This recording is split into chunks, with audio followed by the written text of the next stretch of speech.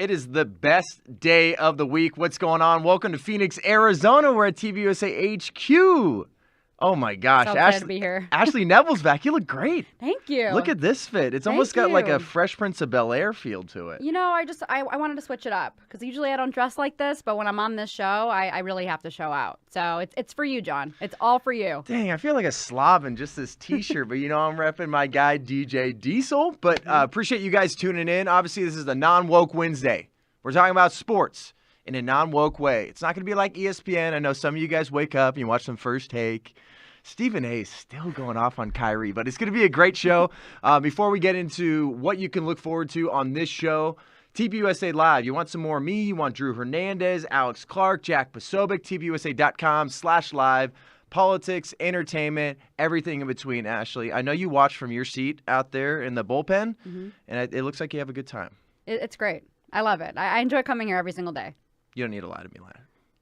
I mean, you know, I do listen to everything you guys talk about, and it's actually really enjoyable. You guys do a great job. Hey, I appreciate that. Also, every single Sunday we have a great conversation with an athlete, someone involved in sports. We had Kylie McLaughlin, who was unfairly labeled racist for her conservative views when she was playing at OU. She was a player of the year. She has been an absolute stud when it comes to volleyball, and she's gone through hell in a handbasket. She talks about her lawsuit and opens up for the very first time. So if you haven't listened to that on Apple or Spotify, make sure you do that. Also, subscribe. You can leave a 5-star review. Nothing less than 5-star, all right? Because we keep it 100 around here. We do. Also, on YouTube, you guys are tuning in right now. We're no longer on TVUSA's YouTube. We're on just Breakaway. That's it. So subscribe, and then if you haven't hit the bell, you'll get a notification. It goes right to you. Let you know when we're live. All right. Today we're talking about who's the MVP. We're talking about NBA playoffs. We're talking about, is Cam Newton sexist? I know that's blown up on the interwebs. We got some Kirk's Hot Sauce, spicy hot take. Also, if you haven't checked this out, it's some fire stuff. Also, Tony Dungy is getting blasted for standing up for fatherhood and Ron DeSantis, and we had a historic moment last night in baseball. But I think it is time to jump right on in. Last week I did a coin toss. But I'm not doing it today because I'm going to go ladies first here. Okay, all right? that's I'm going to be the gentleman around here, and hopefully it makes me sound a little bit better than Cam Newton. But the question is, Ashley, who is the MVP or who should be the NBA MVP? It's a great State question. your case. It's a great question. I just don't understand why the NBA changes its standards every season of what they constitute as an MVP. Is it wins? Is it being the best player on the best team? Is it PER? Is it the scoring title? You know, every season it's different, and I'm getting quite fed up with it. There needs to be like a checklist, right? Like a set standard. And my MVP is going to go to Devin Booker. He is the best player on the best team, putting up MVP numbers, 27 points, 5 rebounds, 5 assists. Cut off her microphone. No, I mean, to me, I just look at it like I know you're probably going to go with Joel Embiid or Nikola Jokic, which is fair, which is fair. But at the same time, Philly's in 8th place in the league. Yeah, he won the scoring title, but when you look at bigs, they are always going to be scoring those numbers. I expect Joel Embiid and Jokic and Giannis to be putting up 27-plus points every game. That's just who they are. And then you think about the quality of their shot as well. They're all around the basket. When you look at guys like Booker, Trae Young, Ja Morant, the quality of the shots that they take are at a high level. And also, you know, I already know people are going to come at me like, oh, well, you know, he's not scoring the most points, but he has the most impact, right? When you look at the 2014, 2015 season, Steph Curry was the MVP, averaging 23 points. Yeah, they were number 1 in the league, right? It mattered. No one was doing what Steph Curry was doing. That guy was absolutely except Klay Thompson on his team, who had 21 points that season, averaging as well. But that's the thing is, like, why are we not ever looking at Devin Booker or anyone on the Phoenix Suns who have the best record in the league? 64 wins this season. Like, how does that not matter? And then people want to say Joel Embiid when they're in 8th place. Like, ooh, the scoring title. I mean, I get, you know, that's cool and all, but, like, I want to see wins. That matters to me. It really does. I mean, I think I have a great argument here. I really do. I mean, that's the thing, is just like Booker is the best player on the best team. And everyone can say, oh, since Chris Paul has came in, he made the difference. But the Suns were very close to making it in the playoffs the year before Chris Paul came there. Remember that stretch of games they won in the bubble where they almost made it? I mean, you have to factor that in too. And I know that you need a star player around you, but Chris Paul came to Phoenix All right, to I'm play gonna, with Devin Booker. I'm going to jump in here. Okay, All right. let's hear your I it. I do 100% respect the respect Thank that you. you're giving Devin Booker. I He love deserves some more. And I think He needs love. ever since you posted on your IG story saying like he deserves some more love, I know you talked to Damian Lillard, and I appreciate that Devin Booker's getting some more love. John Morant said it too. There's a lot of players that are like, Booker is the MVP of this league. As he finally started cracking into the top 10 of some of those major categories. And obviously he's a very unselfish guy, and he's been able to make his team better. He's been able to make his teammates better individually and collectively. The Suns fever around this area, it's been a lot of fun. It's been amazing. I won't take a lot of credit. Ever since I moved here, they've been looking kind of nice. But someone like Joel Embiid and Nikola Jokic. I'm going to talk about Jokic first. Okay, I know you're a Nuggets gal. I am. I love the Nuggets. I love Jokic. I would have to give it to Nikola Jokic. That's fair. No one has ever had 2,000 plus points, 1,000 plus rebounds, and 500 plus assists. This guy is not only leading his team in all of those categories, he's leading his team in blocks, steals, and field goal percentage. This guy's at the top of many major categories, and he is just the catalyst for making this team a playoff team. Without Murray, he's done it without a few other guys that have been hurt on his team. Michael Porter. And Michael Porter Jr. has been hurt, and that's been such a bummer for them. But that guy has put the team on his back. He has. And he also looks like a kind of guy that would put the team on his back. He's just an ogre. He said, follow me to the promised land. Follow me to the playoffs. I don't think they're going to be able to. I'm not going to tell you yet. I'll tell you how I think they're going to fare in the playoffs. But Nikola Jokic, no one has done what he has done ever. And I agree. I think Embiid deserves a lot of love too. So I don't know if it's ever been this close in my lifetime with an MVP. Everyone's got a new case for somebody. And even Jason Tatum's getting a little bit of love, too, deservingly so. They're the number 2 team in the East. But Jokic, I don't think anyone has done what he's done or anybody has been as impactful. So Devin Booker, unbelievably impactful for his team. If he was out, obviously that team would struggle mightily. Exactly. But I think if the Nuggets had Jokic out, they wouldn't even be sniffing the playoffs. They wouldn't even be close at all. They'd probably be hanging out with the Lakers on the couch right now. What if they had Jamal, though, without Jokic? That's what I'm saying, though. You know, there's still things you got to factor in. Like, yeah, without 3-star players, of course, they're not going to make it to the playoffs. But you know what's also a very interesting point? Remember a couple years ago, everyone was riding high on the guards and, oh, it's a guard league. And, all these big men are going to sift out of the league because they can't shoot three-pointers. And now look at this. We have 3 bigs who are in the MVP race right now in the top 3. And then the past 3 years, it was Giannis twice, and then Jokic, and then potentially Jokic again. Like, I thought the big man was fizzling out, right? Like, what happened with all that? Well, what's fun is Karl Anthony Towns won the 3-point competition. Yeah. Like that. I mean, I thought it was kind of whack. Yeah, I mean, all that those he won, competitions but are.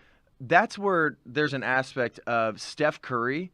There was like an aura around him. Like he was leading the league in so many major categories. He took the team to the number 1. Except scoring. And I mean, but still, like he was changing. He changed the game. He did. And it was not saying that Devin Booker isn't a must watch because there's a lot of guys in the league like Devin Booker, John Morant. Unfortunately, Luka's hurt right now, but that's another guy that's a must watch. KD and Kyrie together, I think that duo is a must watch. But I think Steph Curry, don't miss a game. Like that was where you had to tune in all the time. Yeah, and then another thing too with Devin Booker that I have to give him praise for. I know I sound like I'm the biggest Devin Booker fan in the world, but just like being able to, like when I've interviewed him and knowing him on a personal level, like even when the Suns were struggling, he never shied away from interviews. He answered every question. He was always made available. He never complained. Didn't complain in Kentucky when he was coming off the bench. Didn't complain when he did not have all these star players around him. Didn't complain when he had all those all-star snubs, which he had again this year. And I know I mentioned that, which I think was just absolutely ridiculous. They're going to put him on the first team, which he deserves. Yeah. But then he doesn't make the NBA All-Star team. He makes as like a reserve spot, which is just, to me, it's like, when Kendrick Perkins, like, the most disrespected player in the league is Trae Young. I'm like, what about Devin Booker? Like, how come, like, we can never just give him credit where it's due? Kendrick Perkins also said the Lakers were going to win potentially 70+ games. Yeah, he did. So I'm not going to take everything. I'm going to take everything he says with a grain of salt. But at the end of the day, like, Devin Booker needs to have more love, for real. I mean, we gotta give the best team with the best player. I think those MVP nods. Yeah, and the thing I respect the most, though, about Devin Booker is he's able to date a Kardashian, still perform at a high level. Yeah, There's a lot of guys that it's the Kardashian curse. Mm-hmm. You date somebody, and it's just like, your career. Maybe she's a Jenner, So maybe there's like something there because she's a Jenner. I don't know. All right, a Jenner Kardashian. I mean, to me, I've never watched Keeping Up with the Kardashians. I loved it. But I feel like there's Keeping Up with the Kardashians NBA boyfriends. And you watch Tristan Thompson. Yikes. Chris Humphries, woof. Yeah. And then Devin Booker's found a way. And then we got Dominic back here. Also, shout out to him for getting me this Breakaway laptop cover. So fuego, but he is a big Sacramento Kings fan. And he said he's back there in my ear talking about shout out to Tristan Thompson as a Sacramento King. Can you imagine being a Kings fan? Dom, timeout. I'm gonna put Dom in timeout. It's got to be tough because speaking of the Kings, real quick, this is the longest drought I think in the NBA to not make the playoffs. 16 years. Yep, something crazy like that. And even all those years they had DeMarcus Cousins on their team, and he was putting up big numbers, and they couldn't make it to the playoffs. Insane. I think the best game I ever saw live was DeMarcus Cousins. I think that was maybe 4 years ago. I went to Golden One Center. Mm-hmm. It's honestly one of the best arenas in the league in Sacramento. Every single seat feels great. There's some open areas where you can just stand your room only. DeMarcus Cousins put up like the quietest 50 I've ever seen in my life. Wow. And I don't know if you remember the game, but he like swung at somebody and he got a tee and it looked like he was supposed to be ejected. And then he came back on the floor to shoot free throws. It was like the weirdest thing. There was no challenge whatsoever, but not shocking at all. Prayers for Dom and every single one of you Sacramento Kings fans out there. But you're going Devin Booker MVP. I'm going Devin Booker MVP. I'm going Nikola Jokic. Mm-hmm. Nothing but respect for you, Ashley. Yeah. But she's wrong. No, you are so wrong. I mean, honestly, I think the toss-up's going to be between Joel and Jokic. Like, based on, like, who people are voting for, because I take a look at what all the reporters are voting for, and, like, they have either Joel or Jokic. And honestly, like you said, you can make cases for literally every one of those guys, but, like, I have to look at the best record in the league with the best player on that team who's still putting up MVP numbers. So I have to give it to Book. Respect. Giannis looked great this year, too. Yep. But I know there's going to be other individual NBA awards. We got the Defensive Player of the Year, Sixth Man, all that stuff. And, I mean, Monty Williams, too, another fantastic year coaching. The Suns just keep doing it. All right, we're switching gears. But before we switch gears, if you guys are not subscribed to us on YouTube, subscribe.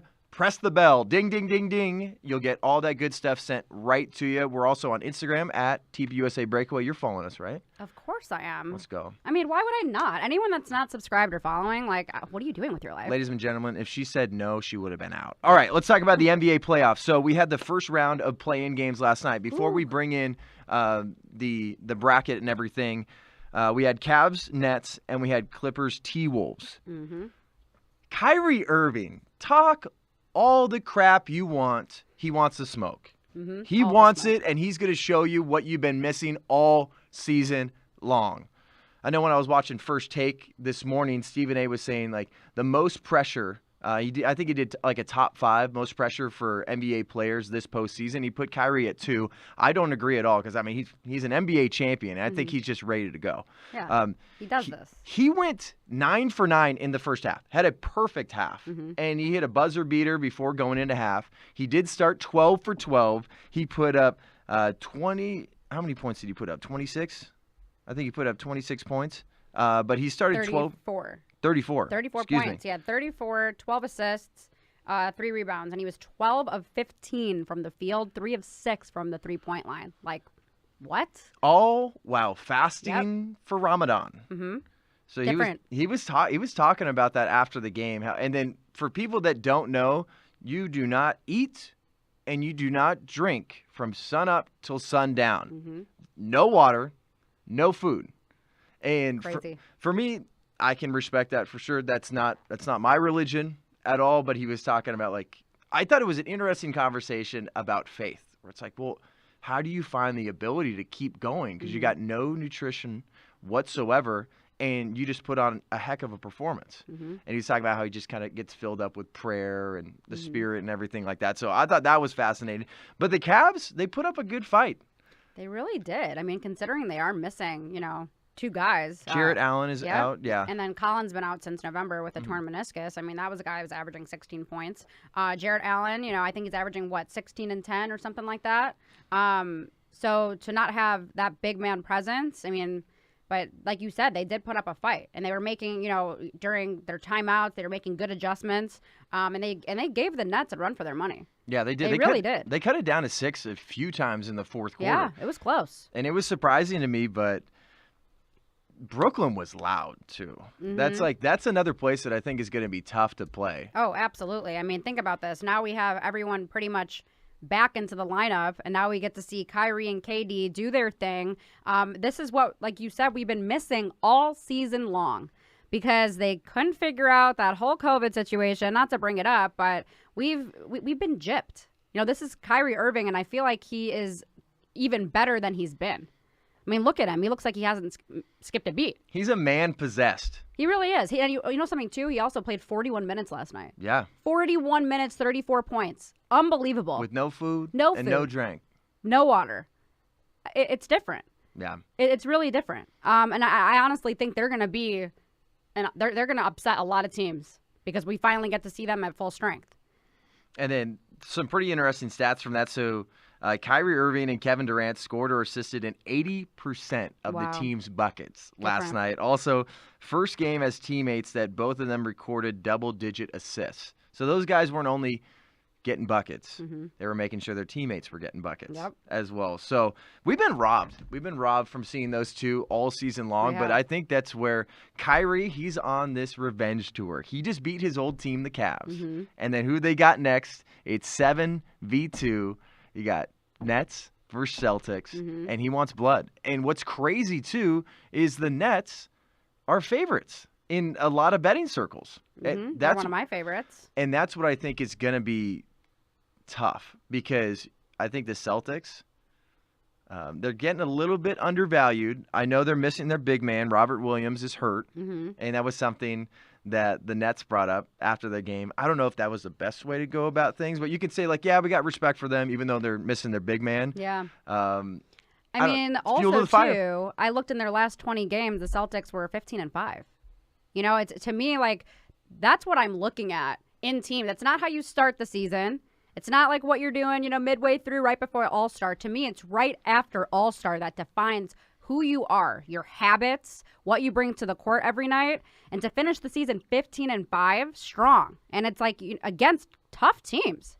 That's very impressive. Without a big man, I mean, you got Jason Tatum, Marcus Smart, Jaylen Brown. The list goes on. They're a very good defensive team. They are. They're number one in defensive efficiency in the league. Even though they're missing Robert Williams, they are a very, very good defensive team. They are. And then Tatum's got something to prove, too. He does. I don't know why Stephen A. wouldn't put him on his list at all. Like, Boston's the city of champions in a lot of ways. Yeah. Like, they want to get titles, and there's no way you want to go into the playoffs number 2, best defense. You got a guy that's in the MVP conversation, and then just have a dud in the first round. But the Nets are a very good team. They are. And I don't think there's ever been a better number 7 seed.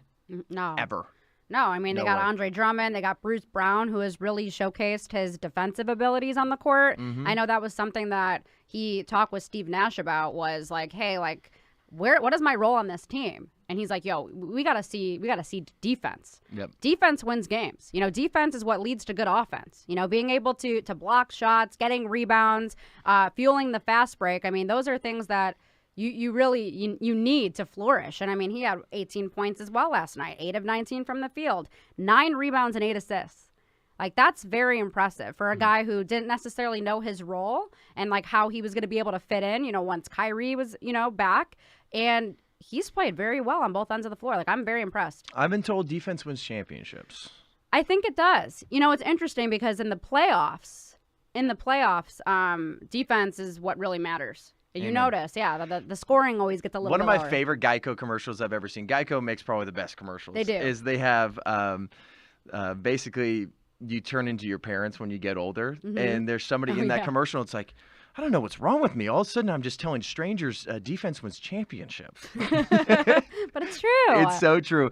Before we give you some of these picks here, I know we were just talking about basically at the bottom right of your screen for everybody watching. If you're not watching and you're on Apple or Spotify, don't forget that we are live on Wednesdays for this show, so you can always tune in there, or you can watch a little bit later on YouTube. We got the Celtics and the Nets. I do want to touch on real quick that other play-in game.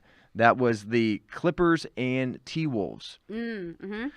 D'Lo had 1 point in the first quarter and had 28 in the final 3 quarters. Finished with 29 points, 6 assists, and they overcome some foul trouble. Karl Anthony Towns, their big man, he fouled out, I think, with about 7 minutes left. And I think after they fouled out, they went on a 16-2 run. And even Ty Lue was saying, no offense to Cat, but they played better without him. They did. And that was impressive. And especially, too, maybe the Clips just weren't ready for that because you're used to having Cat in the lineup the entire time. Yeah. Pat Bev had some foul trouble, but, man, he is the X factor. And they went run and gun. I don't think the Clippers were ready for it. And dude, even like way more than Draymond, Pat Bev has got to be the most hated person in the league. But if he's on your team, you freaking love the guy. He's kind of got like a Richard Sherman feel to him because he's going to be in your face. He's not going to score a bunch of points, but he's going to steal the ball. He's going to bring the energy, and people freaking love him out there. He's just one of those no BS kind of guys. He comes in, he expects his teammates to put the work in. He has high expectations of himself and his teammates. And the thing is, he always plays with a chip on his shoulder. Ever since Pat Bev's gotten in the league, because his story is actually quite remarkable, is how he had to play overseas. I mean, he comes from Chicago, a really tough neighborhood. This guy wasn't getting the opportunities that he felt that he deserved, went overseas, came back, and he's been in the league ever since. And like you said, he is that X factor for every team that he plays for. He brings the defensive intensity, and he had that really big that steal at the end of the game last night that could have potentially tied the game or at least got it a little close. Because I think he made 1 of 2 free throws. Yep. And then, I mean, it was still pretty close. I think it was like a 6-point game at that point. So, I mean, that's just a couple buckets. And obviously, you got PG out there that can just hit tray balls at any point. Yep. And then just makes a big steal. Was that on Reggie Jackson? I believe so, yeah. His former teammate, which is very interesting that it was against the former team. And you could tell he's still really salty about that situation. I really think he loved playing in Los Angeles. I think so too. With the Clippers. I mean, he had a home out there, he was comfortable, and then he gets traded, and it's like, after everything I did for you, I put the Clippers on my back every single night, and then I get traded to Minnesota. I don't know. I mean, Minnesota. Have you been to Minnesota?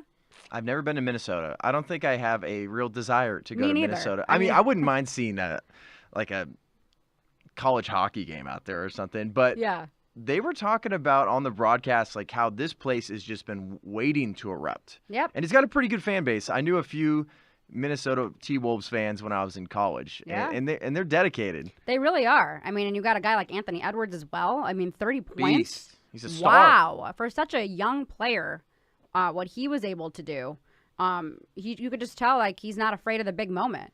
Not at all. And then those are the guys that they're meant for the playoffs. You could just tell he's got that in his DNA. And I'm actually happy for him. I really am. Like you said, the Timberwolves, they've been waiting. They've been patient. All those years, just back in the day, I remember Ricky Rubio years, Kevin Love, and they couldn't make things happen. They were so close, and now it's finally here where they can actually do it. D'Lo as well. Cat really got to step up though. Yes. You can't have your big man falling out of the game, and I think only having 11 points. Yeah, he was struggling. He was really struggling. And then I know there was an interesting part of that game. There was a protester. But before we get to that, definitely stick around because we are going to get to the bottom of that. Because sometimes I'm trying to figure out, like, okay, well, was it a streaker? It wasn't a streaker. But there's some sort of protester. They said that on the broadcast, and I'm like, I need answers. Yeah. What is this? Because I thought potentially it might be some social justice something, but that is not what it was. First, we're going to talk about the playoffs. We're going to throw up that bracket there for everybody watching. So here's where we're looking at right now. Let's start in the West. So everybody watching, that's in the top part of your screen here to the left. So it's going to be Suns, and then you got obviously the Pelicans and the Spurs are playing tonight, and then you got the Clips who just lost to the T-Wolves. So from here, I just see it doesn't matter where those teams are going to go. The Suns are going to win that first round. Oh, absolutely. We there? Without a doubt. Yeah. Yeah. I agree with you. That's where we're looking there. And then number of games, I don't care. Let's just put 4. You think 4? No, I don't think 4. Let's just throw that up there. I think it would probably be more. Maybe like 5 or 6. More like 5. Yeah. Probably. Let's just do 5. All right. And then we got Dallas and the Jazz. But Luka is out right now. That's the thing. That's and I think this injury is going to hurt the Mavs more than any other team's injury they're dealing with. Absolutely. I mean, they don't really have anybody else. I mean, He's involved. Jalen Brunson's great. I got to give credit where it's due. I mean, Jalen Brunson has been, a great fill-in for Luka, but he's still not Luka. Luka is in everything, and he plays so many minutes. Yep. He's that guy. So without him, there's no way. They're going to have a first-round exit. Yeah, because basically there was some news coming out that, they announced there's an MRI, so he has a left calf strain. Yep. We're not really getting a specific timeline. It seems like Steph Curry's got a better ability to come back before Luka does. Yep. And we're going to get into the Warriors in just a second, but I'm just going to go with the Jazz.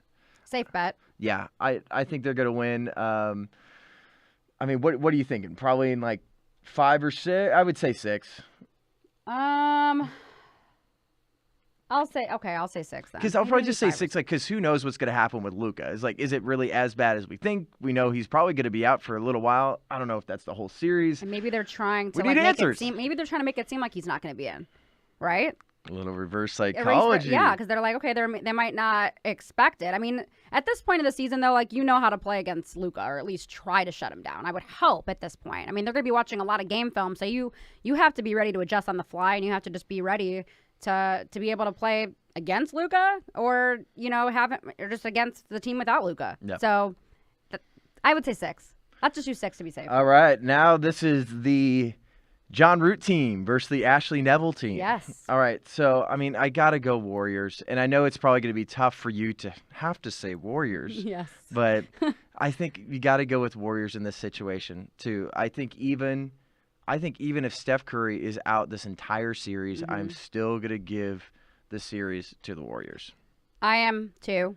Unfortunately, I love my Denver Nuggets. I know. I love my Denver Nuggets. I get kills. It breaks my heart because I'm really pulling for them. But I think Draymond Green is that X factor because all the games that they played against each other this season, the Nuggets won, but it was without Draymond Green on the floor. And I just think his presence is that difference maker.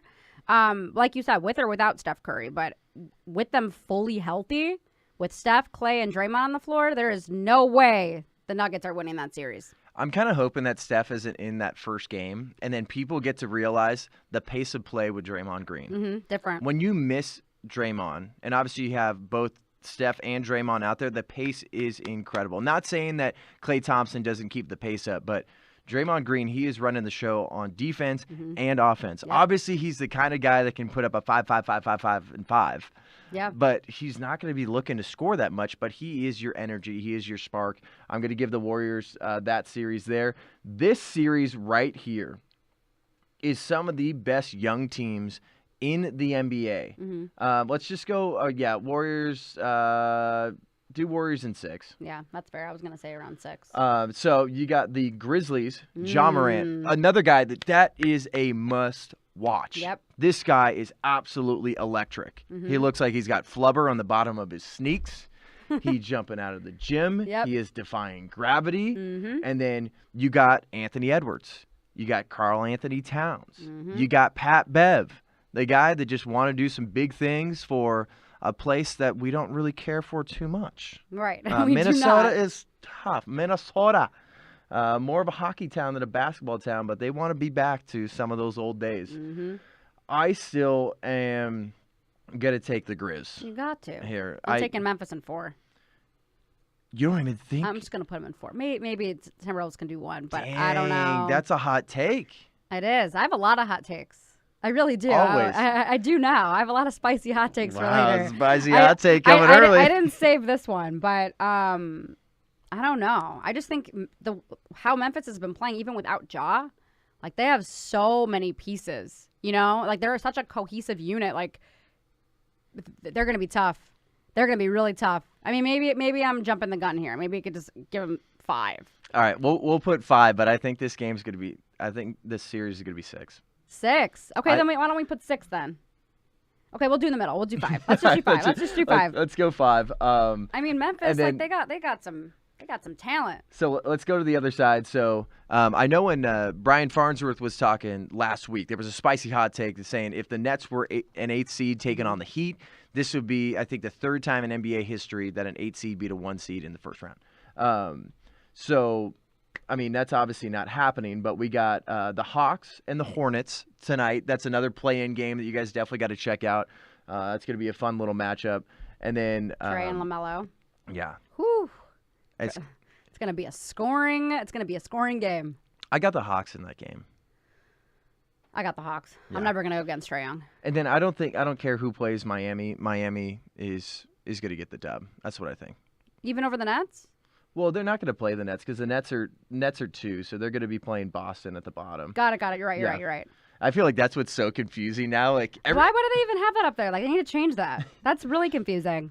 But that's where everybody, you might be watching this, you're like, what's the play-in? Yeah. So that's something that they switched up just a couple seasons ago, and I think it's just provided kind of like a wild card. Yeah. Just like the NFL has, the MLB, a lot of other sports leagues.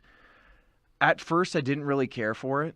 I love it. But I think it's just more basketball. It's more basketball, and it's just more fun to watch. Like it's like this game is like you're on the line here.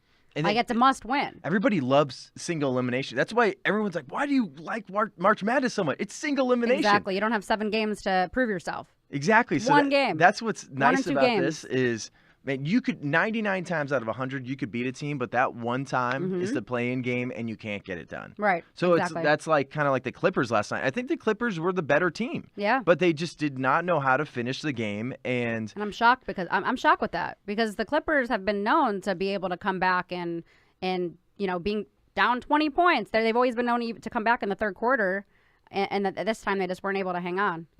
So let's go Heat. I'm just going to go Heat in 5. I'll go Heat, yep. Let's just go Heat in 5. I think there's probably going to be a game there. And then we got Philly and Toronto. Ooh. The interesting thing about this, I know we're going to kind of plow through the rest of this bracket here, is what's going on in Toronto. So they're telling unvaccinated players, coaches, and staff. I think still most coaches and staff are vaccinated right now in the NBA. But who knows? They could have those fun little Antonio Brown vax cards. I'm or sure they do. Thank you very much. I'm sure they do. There's no way. You're not going to convince me otherwise. But playing in Toronto, I'm so interested to find out if they find some way to win this first series.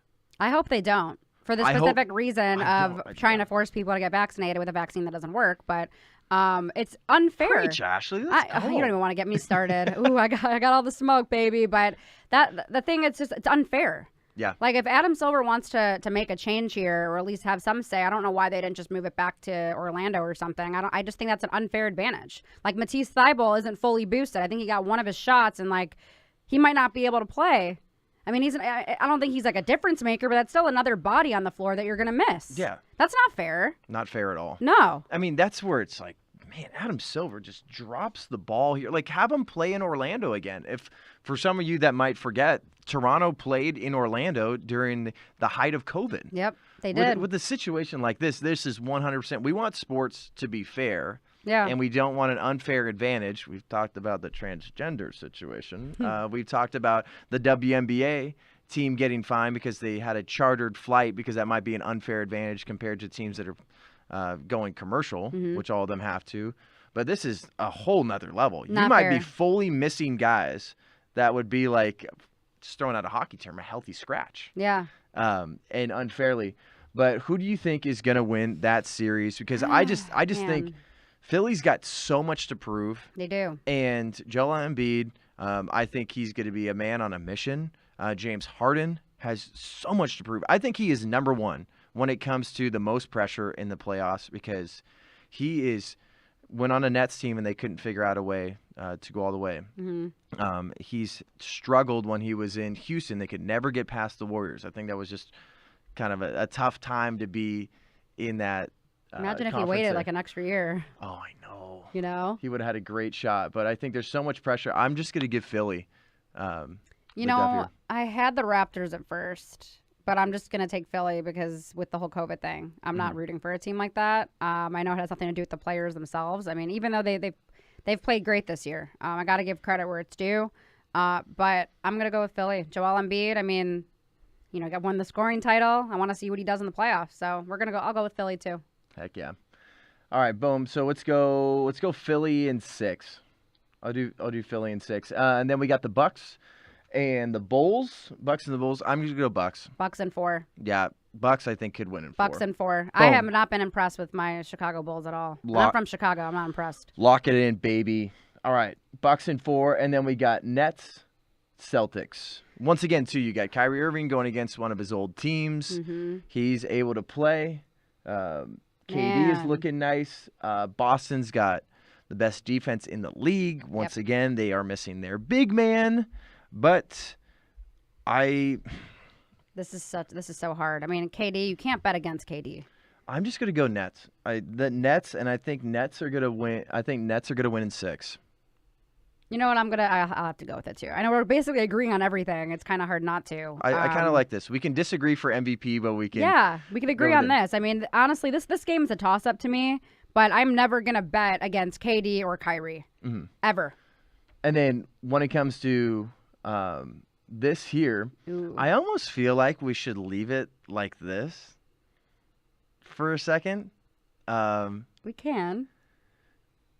All right, let's just plow through this. What do we think? So let's go to the West again. So we got Suns, Jazz. I'm just gonna go Suns. Suns. Let's just go boom. Suns in 6. Work through that. You don't need to get our full reasoning behind something like that. And then Warriors, Grizzlies. I think it depends on Steph Curry's health. It does. You got to remember that the Warriors lost to And the Ja. Grizz.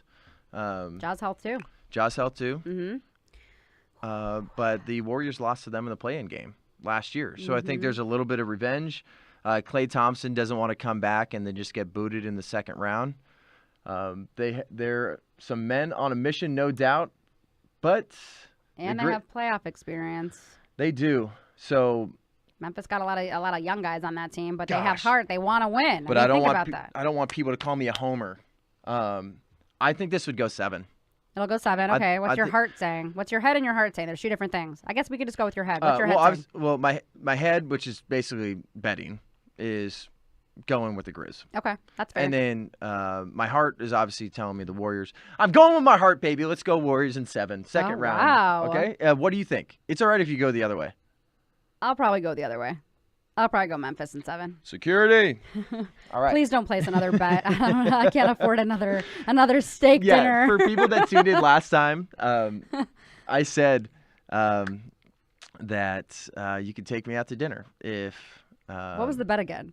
So that was if the North Carolina Tar Heels beat the Duke Blue Devils. Yes, Boom. yes, So she's yes. got to take me out to dinner. I've been avoiding John, by the way. I'm still going to go with the Bucks. I think that's going to be a great series.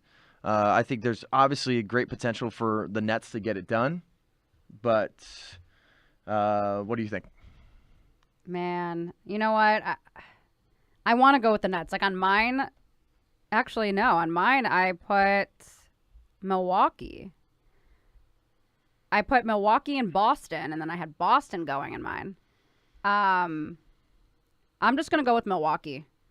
Defending champs, can't go wrong. All right, that's going 7 too. I think that's going to be another second round 7-game series, and then we got Philly and Miami. I'm gonna go the Heat. Yeah, let's go the Heat, baby. Heat. Jimmy Butler, Bam Adebayo, Tyler Hero. Let's go. Boom, Miami in 6. Fair. Yep. All right, and then let's just roll through. Suns, Bucks. That's what I'm going. I think it's going to be the same matchup. Woo! I think it's going to be the same matchup again, and unfortunately for Suns fans, I think they are going to see their team lose again. Wow. You just have so much hate in your heart. There's not hate. It's so much hate. Like, how do you survive? How do you go throughout a day with this much hate? I'd be happy Unreal. I'd be happy to be wrong. I think you're going to be very wrong. You're going to be very surprised. I feel like this is where our bet is going to come in again. Oh, okay. Yeah, I think we need to make a bet here because I don't know how you could go against the Suns. I just don't. I mean, the number 1 right now in the league, and I feel like they're going to be playing with an even bigger chip on their shoulder in the playoffs when they get to the finals. I mean, I'm just praying everyone stays healthy, first and foremost. But I do want to see this matchup again, and I do think the Suns are going to come out in 7. Oh. Yeah. I wouldn't mind seeing 7 games. No. It's going to be great. But I just think the Bucks are going to win. Giannis is going to get MVP. He's going to have the final game of he's going to have over 45 points. So you want to make a bet? What's another dinner? Because you owe me the first one, so you got to take me out for that one. I'm gonna break. It's gonna break the bank here, man. So Bucks over Okay, Suns, Suns. NBA champions. Nope, Suns champions, baby. All right. So also too, if you got some takes on the NBA playoffs at all, you can put those in the comments below. We're gonna tell you about the protester, but first, subscribe to the YouTube channel. If you're not subscribed already, what in the world are you doing? All right, press subscribe. Also press the bell so you get notifications. We're on Instagram as well at TPUSA Breakaway. And subscribe and review the podcast on Apple and Spotify. All right, this protester, too, before we get into Kirk's hot sauce, spicy hot take, and Cam Newton could be a sexist, we're going to get into that. But this protester, there was some free throws on the other side of the court happening. I think it was the second half of this game between the Clips and the Wolves. And we're going to show you that video of what it looked like. So we're going to throw that up on the screen for everybody watching. But during that time, you're trying to figure out, well, what's happening here? A lot of confusion. So at first, they did say, oh, potentially this could be a stadium worker or an arena worker that looks like they might have fell. Yep. And then that's what's tough for broadcasters, too, is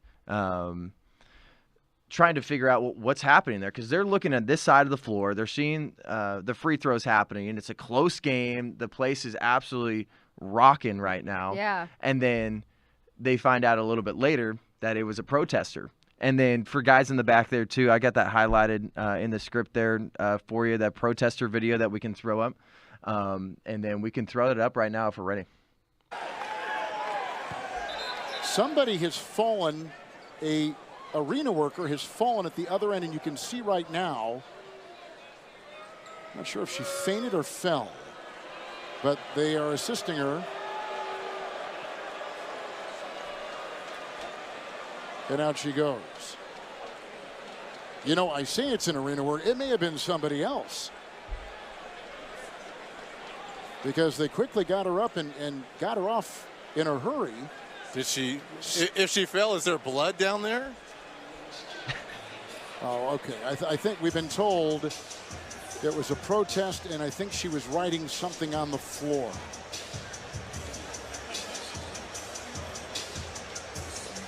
Maybe it was. I've seen so many Reggie Miller Wendy's commercials. I don't know what I'm going to do if I see one more. Probably writing bacon. And then, too, you see how difficult it is to try to figure out what's going on. Also, Reggie Miller saying, was there blood? It's just like, there wasn't a cage match, brother. Like, yeah, what? No. When's the last time you fell and like, oh my gosh, I'm gushing blood everywhere? Yeah, no. That's not what happens. But at that point, when we're watching this game, we're like, I desperately want to know what is happening here. Because my first thought was, I thought it would be some sort of social justice thing. First thought was something about the Uyghurs. I thought it would be something along those lines of free the Uyghurs, free Hong Kong kind of situation. And then I actually did look at Enes Kanter Freedom's Instagram. I looked at his Twitter. Someone that's been on the show before. If you have not watched that interview, is fantastic. Spent some time with us talking about what he's doing. I think it's a bummer that he's not in the league, but that obviously wasn't the case. What was your first thought before we tell you exactly what the protest was about? Well, I'm pretty good at reading lips, and I think was it Torian Prince who wasn't playing? There was I think one guy on the Timberwolves who he wasn't dressed. He was all like, suited up because I think he's out. I was reading his lips, and it said, no, someone glued their hands to the floor.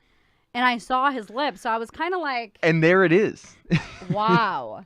Unbelievable. And you know what's interesting is I think she was protesting, was it like animal cruelty? And I think, isn't Elmer's glue made with like animal products? I'm like, seriously? like what are you doing? Like, it's just, it was like so counterintuitive. Like, how are you going to protest animal cruelty and then put a product that's made with animals on your hands and try to glue it to the floor with Elmer's glue? Like, you don't even use Gorilla Glue. Like, you weren't even trying to really get stuck to the floor. Like, what? Like, what is this? And that's what was so shocking to me. I was like, what do you mean someone tried to glue themselves to the floor? Like, I would maybe think of someone getting duct taped or like zip tie, because I know there was something that happened. I think it was in a Premier League game. That was like maybe over a month ago. Someone zip tied themselves to the goalpost. Oh my God. And then had to be carried out. But we're going to show you the next tweet, and this is from sideline reporter for TNT, Allie LaForce. She got to the bottom of it. Yeah. Because for me, I was like, I need to know what's happening here. What exactly would force somebody to glue themselves to the floor? And the fact that they would glue themselves to the floor and get cleaned up that quick, shout out to the arena workers there. But we're going to throw up that tweet from Allie LaForce there, her getting to the bottom. And not to mention, this girl apparently came all the way from California to do this. What a shocker, right? A crazy Cali person? Right? Seriously. All right, I'm from California, but I ain't that crazy. Nah. All right? I mean, you could just, when you hear stuff like this, you either think California or Florida. So there's Allie LaForce, once again, the sideline reporter for TNT. The woman who glued herself to a court, still so wild to me to read a sentence like that. Right. The Clippers-Timberwolves game wore a shirt that said, Glenn Taylor roasts animals alive. She was referring to an egg farm that he had to recently kill. That's a hell of a sentence. Right. Recently killed chickens because of the bird flu outbreak that has been happening. Yep. And then there's some pretty good photos, too, that we're going to show you. Some high-quality ones, because there's a lot of stuff on Twitter that's kind of just like a far-away video. You didn't really see too much in the broadcast. But this person was talking about, I think it's one of the owners for the Timberwolves. And it's like, what a strange thing to get into. Yeah. I just... again, like, how are you going to use Elmer's glue to glue yourself to the floor when, like, there's animals in those products? Like, what?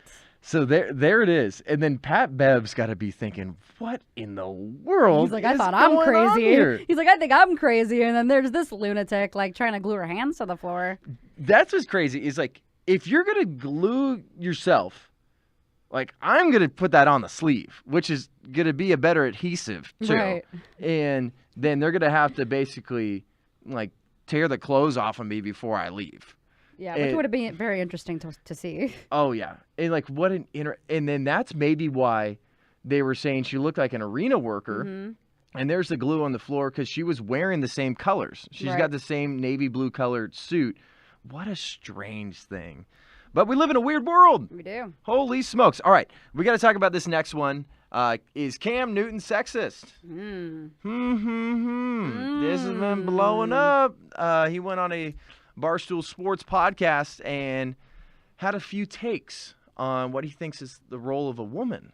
But I think he was talking about maybe specific women. We will let you guys decide for yourselves. And then obviously we're going to give our take on this. And Mediaite is the one that blew this up. And you got to remember, too, there is a specific clip here. And that's all you're seeing. And I think it's always interesting. I'll preface it with this, that Cam Newton talks about a woman when I feel like he kind of dresses like one at times. Boom. Check out the video. Here we go. I had a perfect example of what a man was in my life by my father.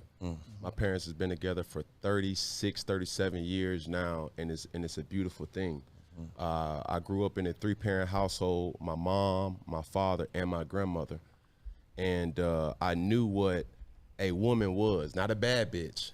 Okay, what's the difference? A woman. Okay. A bad bitch is a person who's just, you know, girl, I'm a bad bitch. You know, I'm doing this, I'm doing that. I look the part, but I don't act the part. Okay. You know, and it's a lot of women who are bad bitches, and I say bitches in a way not to degrade a woman, but just to go off the aesthetic of what they deem is a boss chick.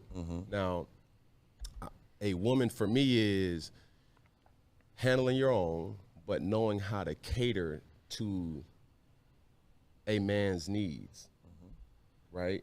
And I think a lot of times when you get that aesthetic of like, I'm a boss bitch, like I'm a this, I'm a that, no, baby, like, but you can't cook. Okay. You don't know. Well, first off, what I'll say is apologies for not warning you that there's a couple words in there. Yep. So definitely not something I would say out loud, but I do want to get your take on this. And you should have saw us yesterday, everybody, because we watched this together. And I said, Ashley, this is not a man telling you what to do, but do not give me your take right now. I want to hear your take live on the show. So what was your initial reaction to this clip, and maybe trying to figure out the context of what he's trying to say? Should people be saying that Cam Newton is sexist for these comments, and does he deserve this kind of backlash? Well, I think it does hurt him in the sense that he's made comments before with a female reporter who was talking about routes, and he was all like, oh, wow, a female actually knows about football. That's surprising. It was a very distasteful comment at that moment, and then this doesn't make him look any better. However, what happened to just allowing people to have their opinions on what they want in a woman or want in a man? I think everyone's entitled to that opinion. And I get what he's saying, because there are a lot of girls that walk around saying that, you know, I'm a boss chick, or I'm a boss and I don't need a man, and I'm independent and I can be on my own, and you know, INDEPEND. Exactly. It's just like, oh, I don't need a man, like I'm too good for that. Or but then but then on the flip side too, it's like women tend to expect a lot from a guy. When they're dating them, it's like, he should pay for everything. He should pay for the bills, you know, pay for the food, always take me out on dates. So I think for me, it's like, first and foremost, he's entitled to his opinion, what he sees, what he wants to see in a woman.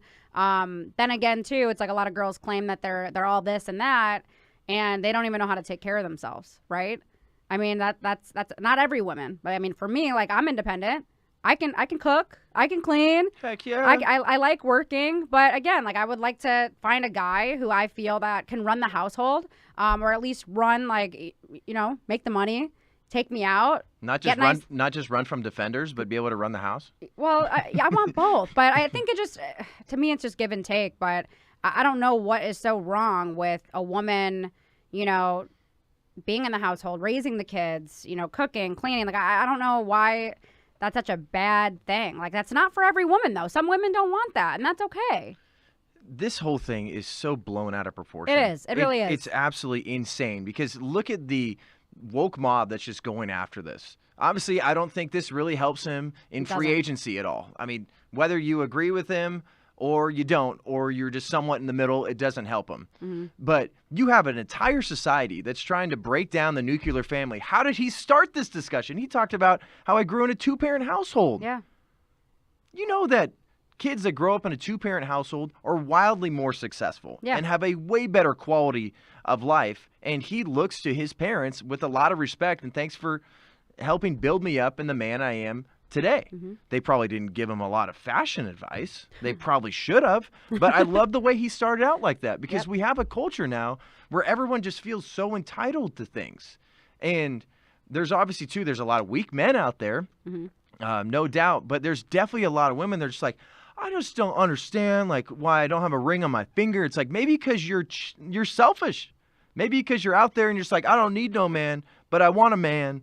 And I want a man to take. I can't even tell you how many girls I meet who are like, I just don't want to work. I just want a man to take care of me. But I don't know how to cook. I don't know how to do this. Like, I've talked to women like that. But I also, like, know a lot of women who are really hard workers, and men are intimidated by them. They're like, oh no, like I can't date a woman who's making more money than me. But then there's on the flip side, like, to me, it doesn't matter. It's his opinion. Like what he wants to see or what he wants in a woman. Like, I don't know why it's such a bad thing. Like, why is it a bad thing for a guy to want to be, you know, the leading man in the house where he's the one that's out making the money. He's the one that's providing for his family and the woman's at home. I mean, raising the kids, you know, and also too, I think it's really scary how this society is trying to push for both parents in the household to be gone away from their kids all day, working 24 hours. And then you have these teachers raising the kids, which is a whole other discussion. But I think it's going to be doing more harm than good to want to take two parents out of the household. I think there's nothing wrong with being a CEO of your house, cleaning, cooking, also having a hobby on the side. If you still want to work, that's awesome. But like, I just think, I don't know why we're just staring away from two-parent households. I came from a two-parent household. Both of my parents work very hard, but my mom was there for the majority of my childhood, and I don't know where I would be without her. I have the best relationship with her. And my dad was always there providing for the family, making sure that I had everything I needed from food to clothes to a good school.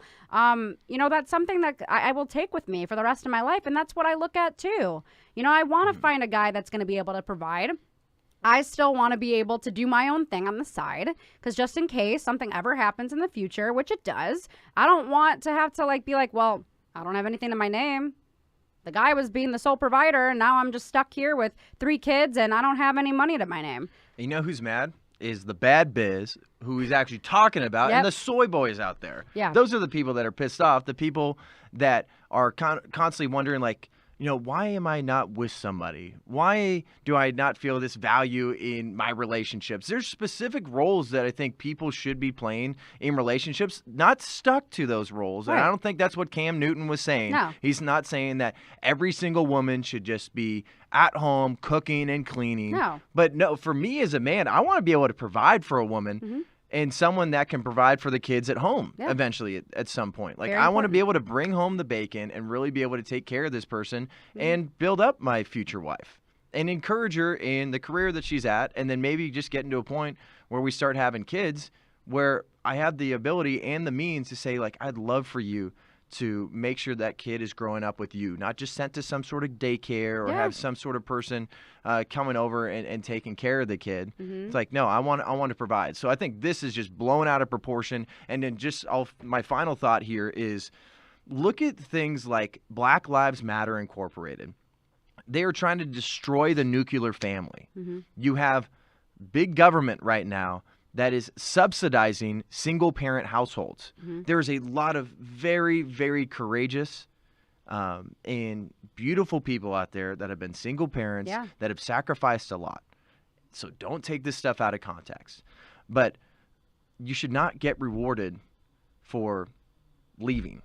Or you should not get rewarded for, you know, if I lose this guy, you know, the government will take care of me. It's like, no, there should be such an emphasis on fatherhood. And that's why we're going to talk about in just a little bit what Tony Dungy had to say about fatherhood and how he's teamed up with Governor Ron DeSantis for a fatherhood bill out in Florida.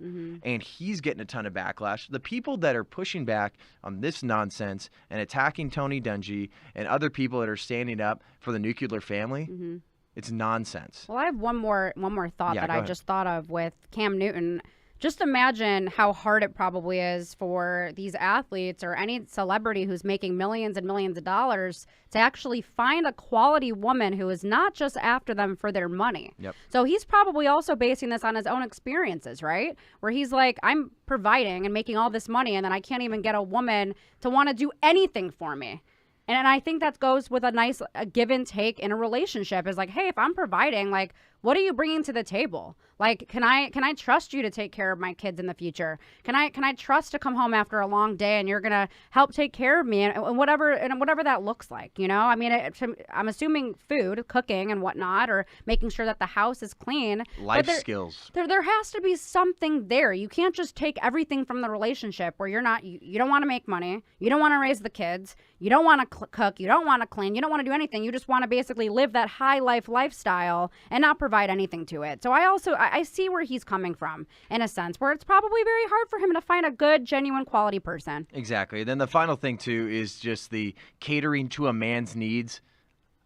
I don't think he was trying to say, and I'm not going to put words in his mouth, basically from what I was understanding from the rest of the podcast, and I think what he was trying to get across, talking about the nuclear family, talking about his parents, talking about roles. When he says cater to a man's needs, I don't think he was saying that like a woman needs to be a servant to a man. No. But there is a sense of service in a relationship where Always. you are serving each other. The way I look at it, you're not only serving each other, you're serving the good Lord as well. There's a covenant with him that you're doing that for your significant other, and you're doing it for the big man upstairs. This is blown out of proportion. I think it's absolutely nonsense. And whoever is actually keeping their foot on the gas here, once again, is probably just some sort of crazy bad bit or soy boy. All right, before we get into Kirk's Hot Sauce Spicy Hot Take, you've heard me say it, and I'll say it again. Subscribe. If you're not subscribed to us on YouTube, press subscribe. You can hit the bell so you're going to get notified any single time we go live, post some videos, all that good stuff. We're also on Apple and Spotify. So if you're not subscribed to that, subscribe. You can follow us on Spotify, leave a 5-star review. Appreciate that very much. But, man, we're about to get into it. I don't know your hot take. You don't know mine because I just switched it up last minute. So it's time for the Kirk's Hot Sauce Spicy Hot Take.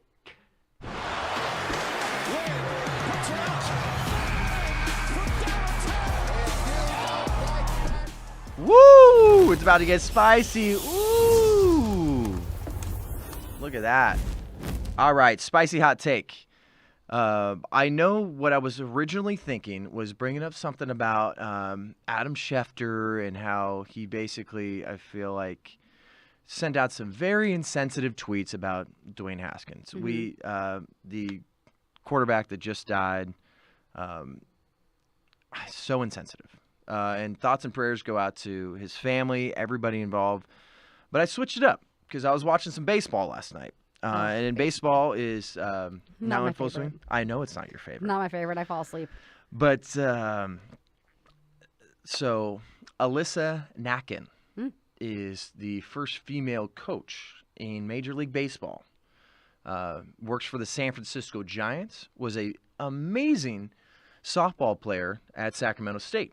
Amazing. In my neck of the woods, there is a part of me that's not shocked that the first female coach is in San Francisco, because I feel like basically anything when it comes to a progressive agenda is pushed there. Not saying that this is just some sort of equity hire, but she became the first woman to coach on the field in Major League Baseball. We'll show you this first, and then my spicy hot take about how this situation happened is coming up right after. Let's check out that video.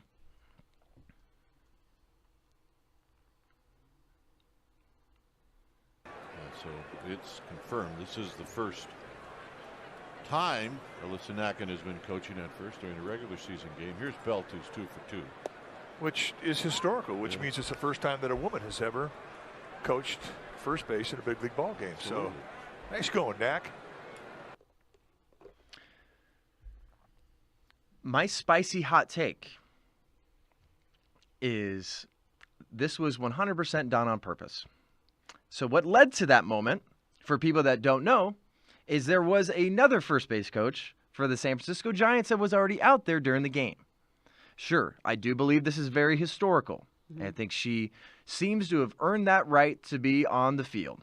Everything I've heard about her background, working her way through the system, everything. But for this to happen in San Francisco, and because a coach got ejected for having a little altercation with the Padres coach, it was an absolute blowout.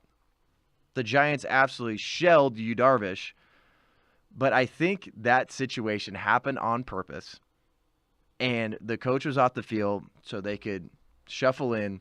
It was going to happen at some point, but I think this happened at home, 100% done on purpose. I'll get your take on that, and then I'll tell you exactly what that first base coach for the Giants had to say about that situation, too. What do you think?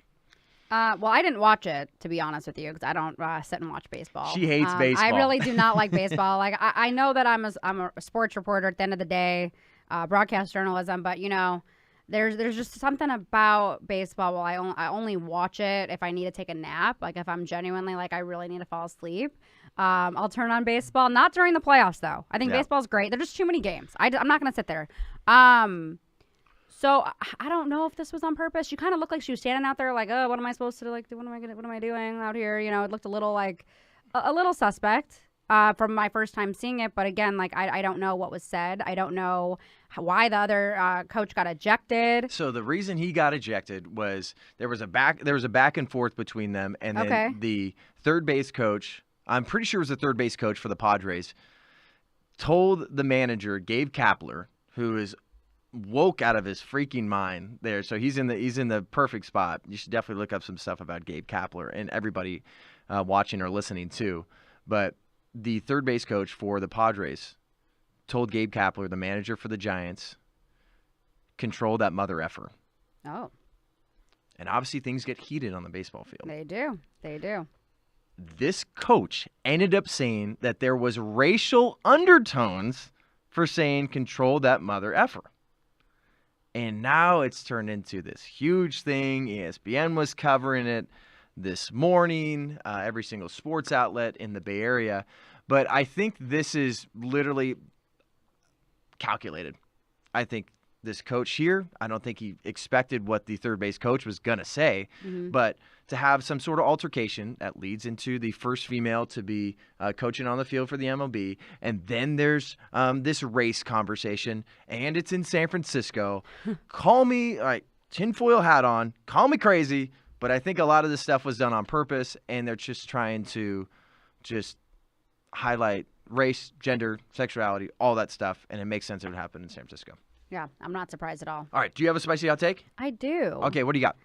You know, I had to think really hard about this. My original one, I wanted to talk about how, you know, ketchup belongs on hot dogs, but you said that's already been done. We were talking about that yesterday, everybody Man. tuning in. If you did not watch the Super Bowl special we had with MAGA Hulk, Stephen Davis was there, Charlie Kirk, we had some other people around the office. I know Brock Belcher that does social media for us. My God, that guy just goes off on the profanity. It's kind of like a Cam Newton interview, too. We're going to be like, all right, so Brock's about to be here. So be careful. You could be hearing some stuff. But we were talking about hot dogs, and Charlie's from Chicago. As am I. And all from Chicago. All the good ones are from Chicago. He was saying it's basically a sin to put ketchup on a hot dog. And I'm like, dude, I don't even like ketchup. I am like the ketchup that you're not going to use for your hot dog, I'm going to put it on mine because I don't understand those little nuances. But so it couldn't be that. What do you got? I'm going to say it's going to be my defensive player of the year. Oh. Yeah, because we didn't finish all the awards. I mean, we could always walk through that, too, toward the end if we have time. But yeah, we could do that in like another podcast, too. No one's talking about this guy. Everyone's saying McHale, Rudy, or Marcus Smart, which is fair. I'm going with Jaren Jackson Jr. as Defensive Player of the Year with 16 points, 6 rebounds, and 2 blocks a game. Memphis is top 4 in defensive efficiency, and they're number 2 in the league. I think that goes to show, I mean, yeah, all the other guys are having good numbers, but I feel like when you look at the stats right there and where they rank in defensive efficiency, I think you got to give Jaren Jackson some love. As much as I want to take Mikal Bridges, because I also feel like he has a case as well. You know, they're top 3 in defensive efficiency. He's a 3-and-D kind of guy. He has the longest active streak of playing with 307 consecutive games. And he's traveled the most distance on the court this season as well. He's in the 99th percentile of the most difficult defensive matchup. So it's funny you say that, and then that's like my face right now. I'm just kind of like, what? Wow. I'm going to have to say Jaren Jackson, baby. I need to switch it up here. I mean, I already have Devin Booker as my MVP, Monty Williams as Coach of the Year. And, you know, I'm going to say Mikal Bridges is a close second to my Defensive Player of the Year, but I need to have a spicy hot take. So, like, why not take Jaren Jackson Jr.? This is very spicy. Thank you. This guy isn't even in. He is the 5th, so tied for 4th best odds for Defensive Player of the Year. That's why I think this is super spicy, because I'm like, dang, he's not even in that top 3 at all. Because right now, I think as of VegasInsider.com was talking about the odds here. 3 days ago, Marcus Smart was minus 250. Bam Adebayo. Yep, he's right there too. Is plus 500. Mikal Bridges, your guy, that guy definitely is incredible. That Different. guy is one of those people you're going to watch throughout the playoffs, and he is that spark. He is that glue that is not on the floor in protest. Correct. He's the one guy that never shies away from a defensive challenge. Like, he's going to guard the best player on the team, whether that's Luka, LeBron, Trey, Ja, one of those guys. But I don't know. Memphis just got this defensive mentality about them, this grit. Like, when you think of Memphis, you think of gritty, you think of tough defense. Lockdown defense. I remember like Tony Allen and Zach Randolph, all those guys. Like they have that engraved in their DNA. So I had to have a spicy hot take, guys. I couldn't think of one, so I'm like, who is missing the mark here? Like, who's not getting enough love? And I'm like, you know what? Jaren Jackson. I just got to go with him. I mean, I had Bam on here. I had Marcus Smart. I had Mikal Bridges. You can make cases for every one of them. This is one of those categories where it's like it can go anyone's way. Even Jason Tatum has a case as well. When you look at the numbers. So I'm going to go with Jaren Jackson Jr. All right, and then he's tied for 4th with Rudy Gobert at plus 900. That is spicy. Very spicy. All right, so we're going to get to the tail end of our show. We're basically in the 4th quarter right now. We told you before we're going to talk about Tony Dungy and how he's getting a ton of backlash online for standing up for fatherhood and Governor Ron DeSantis. But before we get into that and start wrapping up the show, subscribe. We're trying to get to 1,000 subscribers on YouTube. What's taking so long, guys? Like, what are you doing with your going life, on? man? So you got to do that. I know you love this content. Whether you're listening right now or you're watching live or you're watching a little bit later, press subscribe. We got great content every single week. You can press the bell so you get notified when we post some videos. We travel around the country, too. I know I've gone out and talked to people about Kyrie Irving outside of stadiums. We've talked to people about the Leah Thomas situation when they had the national championships. A lot of great content, so subscribe, press the bell. All right. Tony Dungy got blasted for standing up for fatherhood because there's some pro-father legislation that was just signed in Florida with Governor Ron DeSantis. We're going to show you that video of what it looked like. Just a quick little video of Tony Dungy standing behind Governor Ron DeSantis with his kids while they're signing that bill.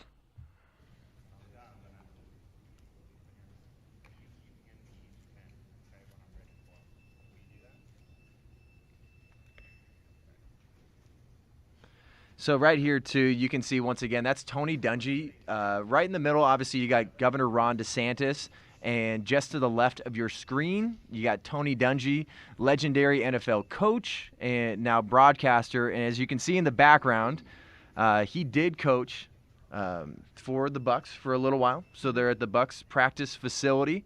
And the funny part about these things, too, is like there's sign this line, and then here's the pen, kiddo. Sign this line, here's the other pen, kiddo. I just keep just shuffling those pens. But it says to the left there, I know you really can't see it too much, but it says Strong Fathers and Strong Florida. And they're showing off the bill there.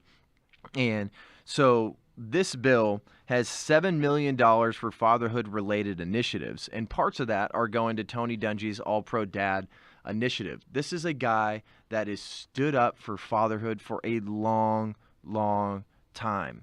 And he made some comments, too, that people are pushing back on. And this is just another piece of nonsense that is similar to what's going on with Cam Newton when he's talking about the nuclear family and the importance of that. I know he didn't really dive too much into that, but starting out a conversation about women and relationships, he talked about the importance of two parents in the home. So he said that fathers are super important. They are. It's simple as that. And he was talking about 95% of 19, 20, and 21-year-olds are in prison, didn't grow up with a dad.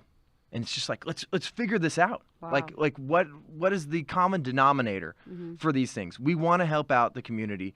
And someone like this, I think the NFL should look to when it comes to these initiatives. There's so much social justice stuff, but you're not talking about fatherhood enough. We had Harrison Bucker on this show, another great Sunday conversation that every single one of you watching and listening should check out.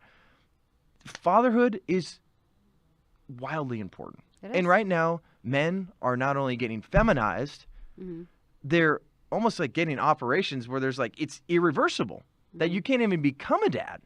And there's almost a sense of selfishness and lack of responsibility that they don't even want to have kids. People are getting married later. I know I have to say that with a grain of salt because I'm 30, I'm not married myself. I'm working on it.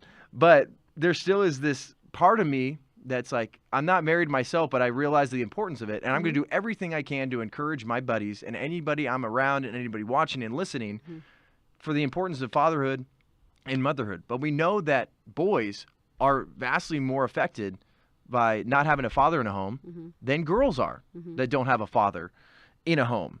So statistically speaking, boys are at risk, wildly at risk, when they don't have a father in the home. And you're talking about government subsidizing this kind of stuff. Yeah. It's not helping out these kids. And then for someone like Tony Dungy getting some crazy backlash online for standing up for this is nonsense. I mean, I agree. I don't know how you can be okay with subsidizing single-parent household, but you can't be okay with being pro-father in the home and wanting to put money towards that initiative. It's kind of hypocritical.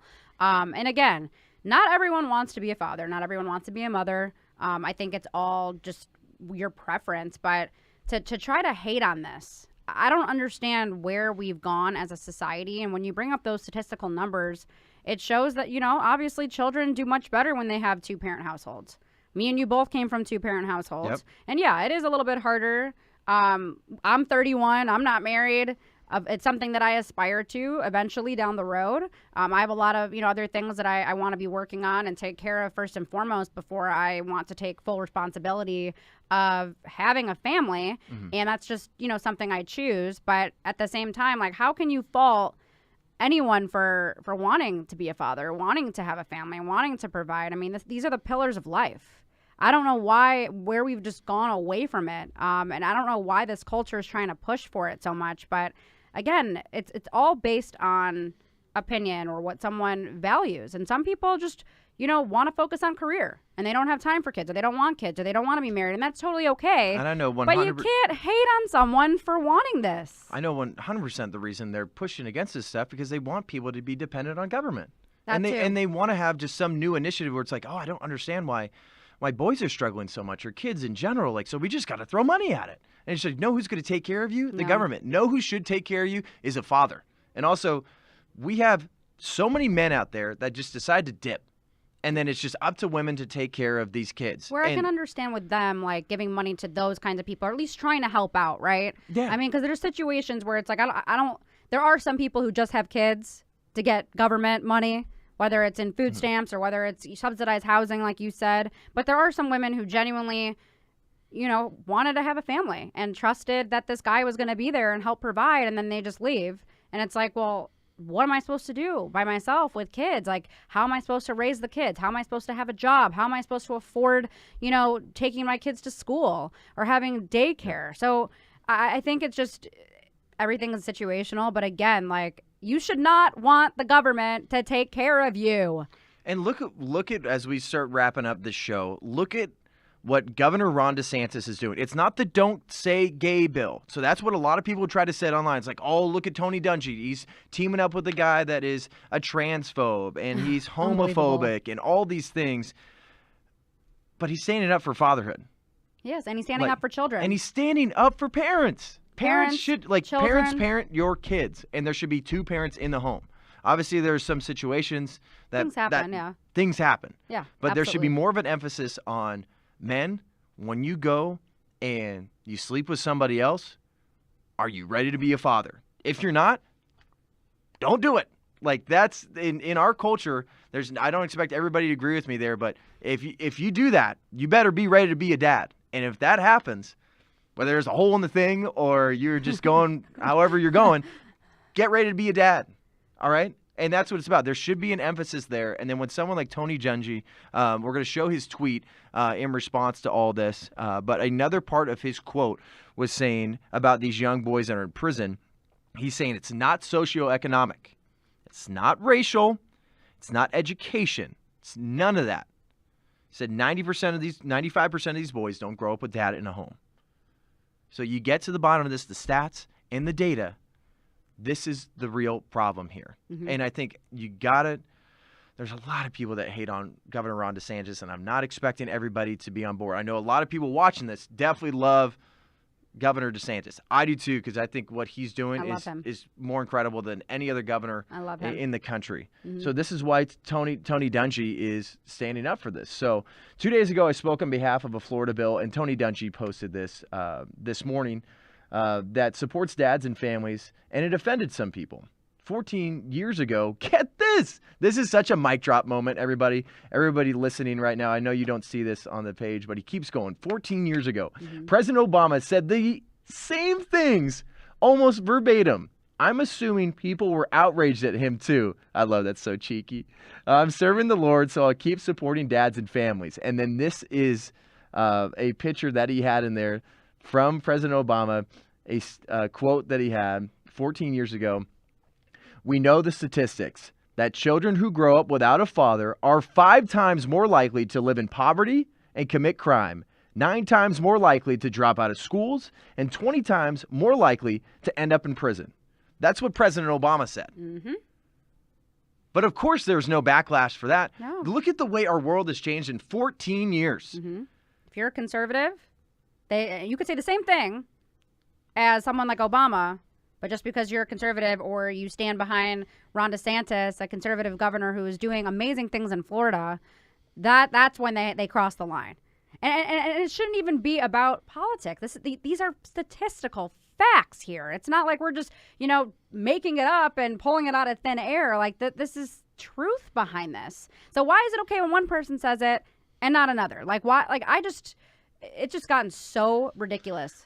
That is not virtue signaling there. That is actually taking action. Yeah. And trying to fix a problem. Mm-hmm. There's so much virtue signaling in sports right now. There's the end racism on the back of helmets. There is social justice nonsense on NBA courts. They had jerseys that had social justice slogans on the back of them. Nothing changes. And nothing changes Nothing there. changes at all. What are they doing? And then they're like, we talk about the Bucks. The Bucks boycotted a game for Jacob Blake, a guy that sexually assaulted somebody and tried to get a knife out of his car. Mm-hmm. I know we're actually on Sunday I'm gonna have a little conversation with Brian Urlacher, legendary linebacker from the Chicago Bears. Let's go. And we're gonna talk about that because Brian Urlacher was one of those people that said this is nonsense. Mm-hmm. Like, you have these teams that are saying I don't want to play because I'm standing up for a criminal. He's taking some backlash. He took a lot of backlash. He's taken a ton. Mm-hmm. And then that's where people start to put Tony Dungy into this place where you're just some sort of right-wing extremist and you're just misinformed. Not only misinformed, but you're just trying to do this to spark some sort of fire or like devalue black lives. That's nonsense. People that are actually caring about black lives are people like Tony Dungy. And he is such a solid, good Christian guy that has done things for fathers for decades. And I'm assuming you probably saw that interview that went pretty viral with Charlemagne. Yep. Who was saying, liberals don't always do what they say they're going to do. And the guy was like, what? Like, people really think that? Really? Oh. And it's like, well, Obama is from Chicago. Chicago is worse off now more than ever. And it's just like, how are you gonna preach these things that you say you care about and you're not making any difference in these cities? Amen. That's a great way to end the show. Yeah. I think there's just absolute nonsense that's going on in our world, but we are always going to have that non-woke sports talk and conversation. Always. Ashley, you've been fantastic. Thank Thanks for you. filling in. Of Brian course. Farnsworth, he's been on the road too, so he's traveling with Charlie Kirk. They've got some amazing tours they're doing right now. I think it's like the Wow. Educate, Don't Mandate tour.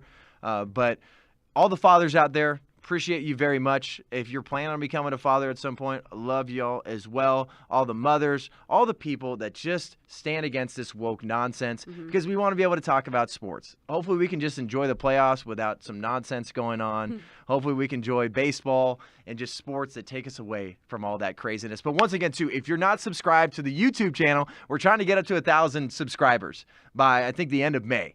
So we're trying to do that. Help us out. Subscribe to the channel and then press the bell. And that's going to give you all the notifications. We're also on Apple and Spotify. Subscribe on Apple. Leave a 5-star review. Tell Ashley and I that we look pretty. Something like that. Tell us that you love our conversations. And then Spotify, you can obviously follow and leave a review as well. We're always on Rumble, so if something's a little too spicy, we throw it up on Rumble as well. This has been a lot of fun. Appreciate you guys very much. You can also follow us on Instagram at TBUSA Breakaway. Make sure you tune in on Sunday. We got legendary linebacker, Hall of Famer, Brian Urlacher. That's going to be on our Sunday conversation. Ashley, thanks Awesome. for the memories. Yes, of course. Can't wait Thanks for you to having buy me. me dinner again. Yay! Thanks for tuning in, guys. We'll see you soon.